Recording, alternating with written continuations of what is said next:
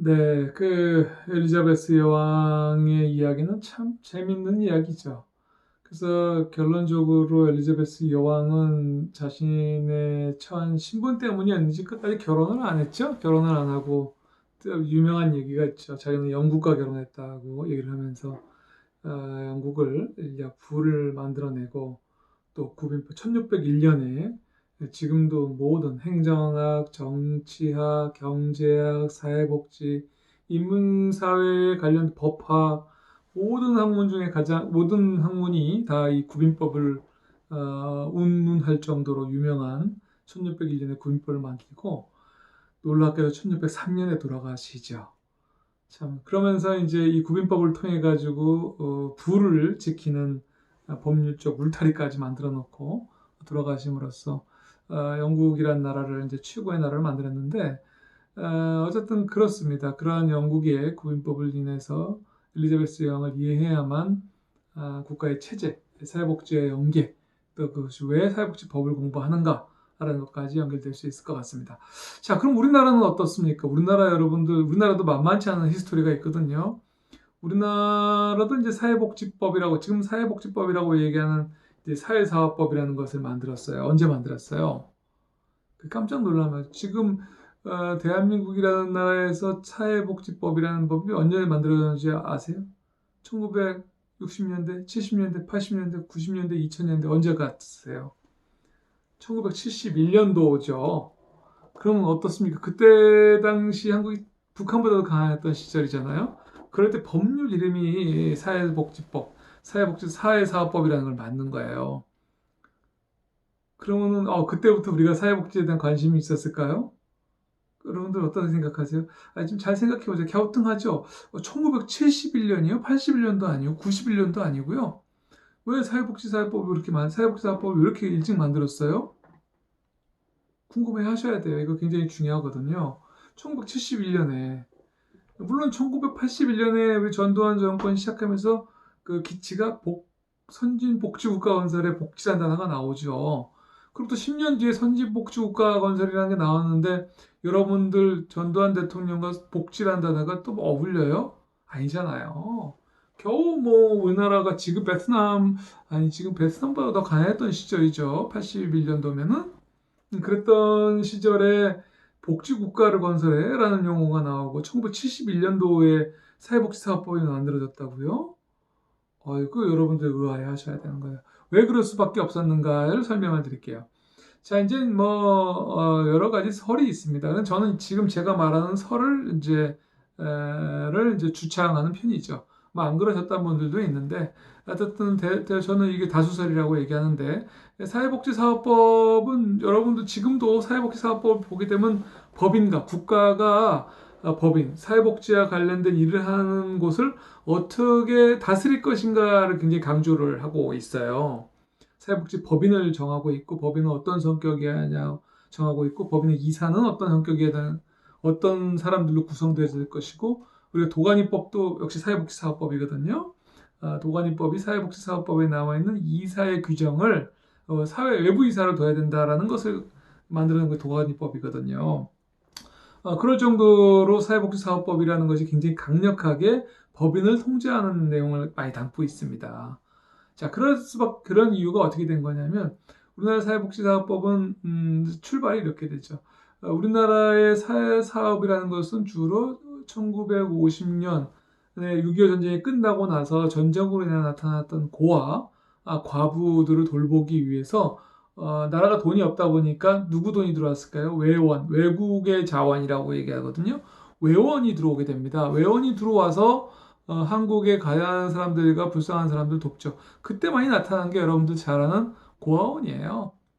그렇죠. 대부분의 고아원이 전쟁 통해 생겨나잖아요. 전쟁 이후에. 그래서 대표적인 것들 중에 하나는 홀트 아동복지회도 있고 동방사회복지회도 있고 이런 것들이 전쟁이 끝나고 외국으로부터 들어온 주로 누가 들어왔죠? 선교사들, 기독교 정신을 갖고 있는 선교사들이 들어와서 전국에 순천이면 순천, 지방 여수 이런 쪽에 가가지고 그 지역의 어려운 사람들을 가난한 아이들의 고아원을 만들기 시작하면서 만들어지면서 사회복지 시설이 만들어지는 거예요. 자, 그러고 나서는 1961년, 62년 또 군사 정권에 들어오면서 잘 살아보자 새마을 운동이 한참 벌어지게 되잖아요. 그런데 이상한 걸 발견하는 거죠. 가만히 있어 보니까는 그 선교사들이 회원들이 많은 복지 시설을 지었는데 그거를 나가면서 그 땅과 그 건물을 누굴 주고 가요? 그렇죠. 그 선교사를 도왔던 집사 뭐 이런 사람들에게 무상으로 주고 가는 거잖아요. 내가 지금도 많이들 그러죠.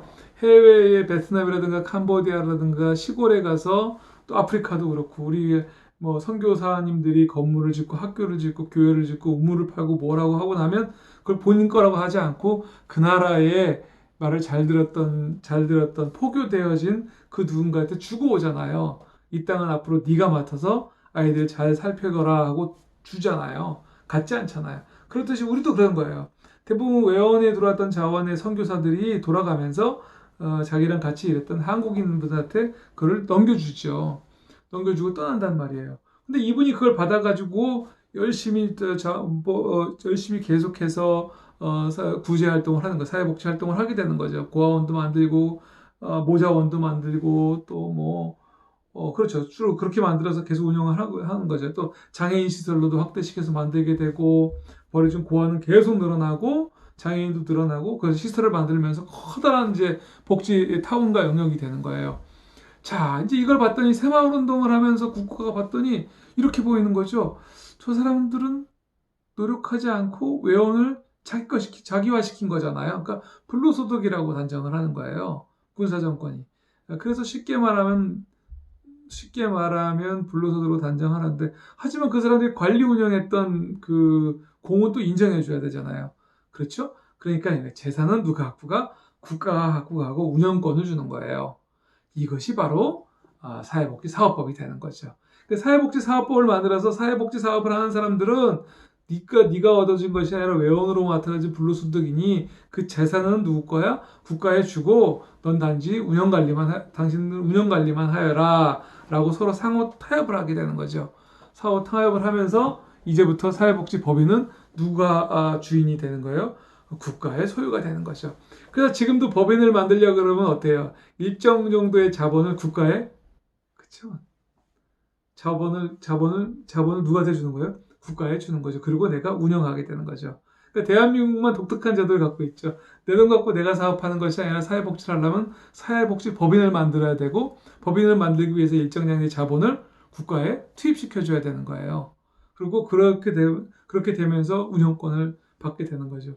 그래서 복지관이라든가 이럴 때 사회복지 법인들이 주로 운영을 하는데 그 사회복지 법인에 나오는 자본도 국가에 기탁을 하는 거고 또 운영을 할 때도 그 대신 운영권 그런 때로만 뭐가 돼요? 재단이 운영할 수 있는 권리가 주어지는 수탁을 받게 되는 거죠. 수탁해서 운영하게 되는 거죠. 때로는 내가 그 복지관을 져놓고 운영한다 그래도 어떻죠? 그렇죠. 기부 체납을 하죠. 일단 내가 20년 동안 운영하고 결국 맨 마지막에 누구가 돼요? 국가에 줄 테니 내가 운영을 하겠다라고 하는 거죠. 굉장히 재미있으면서도 굉장히 강력한 법률이기도 하죠. 그래서 그렇습니다. 우리나라의 사회복지 사업법도 역시 외연의 국가적 운영의 합리성을 도모하기 위해서 만들어진 것이 사회복지 사업법이에요. 여러분 어떻게 생각이 드세요? 굉장히 재밌죠? 사회복지 사업법을 이렇게 이해하게 되면 당연히 많은 분들이 이제 연세가 들고 나서 이 공부를 할 때는 사회복지 법인을 운영해 보고 싶어서 사회복지사 자격증 따겠다 하시는 분들이 있으세요. 이 대학원에 오셔서도. 근데 그런 것처럼 그분들도 마찬가지인 거죠. 바로 이렇게 사회복지 법인을 만든다고 하는 그 이유가 바로 사회복지 사업법이 정하는 건데 바로 그 역사적 배경이 외원을 국유화 시키면서 나타났던 법률에서 출발한다라고 보시면 될 것 같습니다. 또 뭐 이런 얘기들을 뭐 경제기획원 관료를 하셨던 분들은 전혀 아니다.